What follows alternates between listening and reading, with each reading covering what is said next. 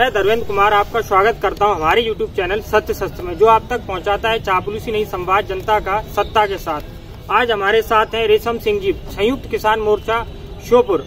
आज हम इनसे ये जानना चाहेंगे कि जो संत शहीद हुए हैं उनके बारे में सिख समाज क्या सोचता है और उसकी शहादत को आगे किस रूप में देखा जाएगा, बताइए। सिख समाज क्या, उनका जिस दिन से 26 तारीख से ही वहाँ पर लंगर चल रहा था और संत जी की जो सेवादार थे वो सेवा कर रहे थे, बीच में वो संत जी बीच वापस चले गए। जब दोबारा लौट के आए हैं तो उनने वहाँ का माहौल देखा, बच्चे, औरतें, बुजुर्ग आदमी ठंड में पड़े हैं। तो उनने सुसाइड नोट में ये लिखा है कि मेरे से ये देखा नहीं गया, मेरे को बहुत ही दुख हुआ, मैं इसलिए सुसाइड कर लिया। अब सिख समाज क्या, वो तो शहीद हुए हैं, भी कौम के लोग रोडों पे बैठे हैं। हालांकि सभी तरह की व्यवस्था है वहाँ। अब मीडिया वाले कुछ भी कह के वे पिज्जा खा रहे हैं, वे फलान कर रहे हैं, हमारा ही अन्न हम कछु भी बना के खा, हमें सब बनाना आता है, हम पैदा करना भी जानते हैं और खाना भी जानते हैं। हमारे पंजाब और हरियाणा के लोगों के ऐशो आराम अलग तरीके के हैं, रहन सहन अलग तरीके का है। अब इन लोगों को वो भी अच्छा नहीं लग रहा, इनको गंदे मंदे कुचैले कपड़ों में ही किसान अच्छा लगता है। किसानों के अगर बच्चे पढ़ गए, पढ़ लिख गए, तो वो इंग्लिश बोलते हैं, इनके साथ इंग्लिश में बात करते हैं, तो इनको उसकी भी तकलीफ होती है कि किसानों के बच्चे क्यों पढ़ लिखते हैं। इसलिए बड़ी दुख की बात है कि बाबा जी शहीद हुए हैं। अब उनको सारी श्योपुर की संगत से श्रद्धांजलि पेश करते हैं, शोक व्यक्त करते हैं। वो तो शहीद हुए, अब कौम की तरफ से तो उनको शहीद का दर्जा ही दिया जाएगा। किसान एकता जिंदाबाद, किसान एकता जिंदाबाद। अगला सवाल हमारा यह है कि आप इस आंदोलन को किस रूप से देखते हैं, क्योंकि सरकार इसमें किसान सम्मेलन के नाम पर क्या उनमें किसान पहुंच रहा है या कौन पहुंच रहे हैं उन लोगों में? ऐसा है, ये सरकार है ना, जो षड्यंत्रकारी सरकार है, झूठी सरकार है जी। ये 7 साल से ये षड्यंत्र ही तो कर क्या रही है? मतलब 7 साल से जो भी ये कर रहे हैं, इन किसी को बोलने ही नहीं देते। ले इनको इस चीज का आकलन नहीं था कि ये हिंदुस्तान का किसान, इसने लंगोट घुमा रखा था मोदी ने। अब किसानों ने उसका लंगोट पकड़ लिया, अब उसको चित कर रहे हैं किसान। श्योपुर में आने वाले समय में किसानों की क्या भूमिका है और अगला कार्यक्रम किसान क्या करने जा रहे हैं, इसके बारे में बताइए। किसान क्या, यहाँ पर गांव-गांव जाके सब लोगों को समझाएंगे। लोगों को पहली बात तो ये कि जो तीनों ऑर्डिनेंस किसानों के ऊपर कानून लागू किए हैं, उसका जो असर है, अभी तो गांव में पता ही नहीं क्या हमारे ऊपर उन्होंने कानून लागू क्या क्या किए हैं। वो सब लोगों को गांव-गांव जाके हम समझाएंगे।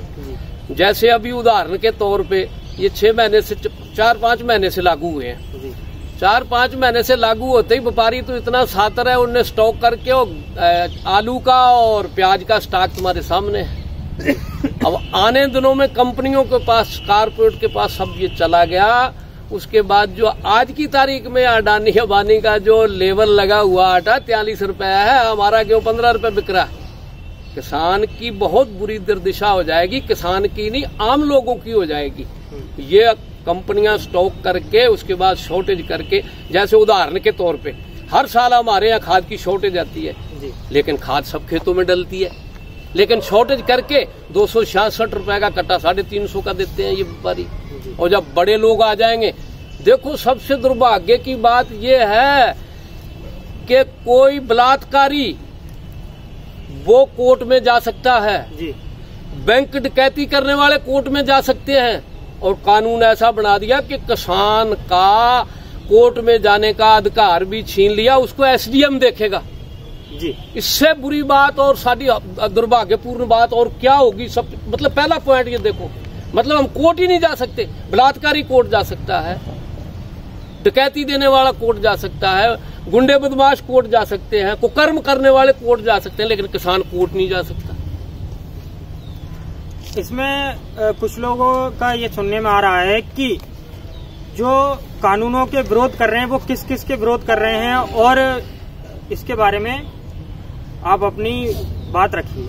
अब मैं तो वो जो विरोध कर रहे हैं उनसे निवेदन करता हूं कि यहाँ हमारे बीच में आके बैठ के जो हम सवाल पूछें, वो अगर किसान के बच्चे हैं तो हम जो सवाल करेंगे वो हमें बता देंगे कि गेहूं का बीज कितना डलता है, गेहूं में खाद कितना डलता है, गेहूं में पहला पानी कितने दिनों में लगता है, दूसरा पानी कितने दिनों में लगता है, कितने पानी लगते हैं, कब कटाई होती है, कितने दिन की फसल है, सभी फसलों के बारे में नहीं, 2-3 फसलों के बारे में ही बता दे तो हम किसान मान लेंगे उनको। और जो इनके कानूनों के विरोध में कोई भी बोलता है जी, उसको कानूनों के विरोध में बोलता है, उसको ये बीजेपी वाले मोदी विरोधी बोल देते हैं जी।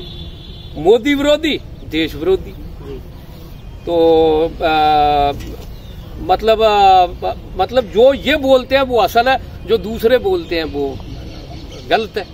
लेकिन ये झूठ का पलंदा बांधे फिर रहे हैं, इनका पाप का घड़ा भर चुका है, अब फूटने वाला है। किसान जाग उठा, ये बेईमानों को अब बख्शेगा नहीं। हम अपना अधिकार मांगते नहीं किसी से भीख मांगते, हम अपना अधिकार मांगते नहीं किसी से भीख मांगते। किसान एकता जिंदाबाद, किसान एकता जिंदाबाद।